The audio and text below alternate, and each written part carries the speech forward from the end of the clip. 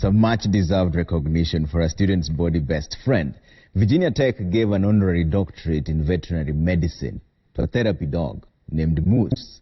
He got his praise at the College of Veterinary Medicine's online commencement ceremony. The 80-year-old Labrador Retriever has been a therapy dog at the Cook Counseling Center since 2014. He's been helping students cope with anxiety, trauma, and other mental health issues. He's one of the school's 4 therapy animals and ambassadors for mental health awareness. He's helped thousands of students and assisted in more than 7,500 counseling sessions.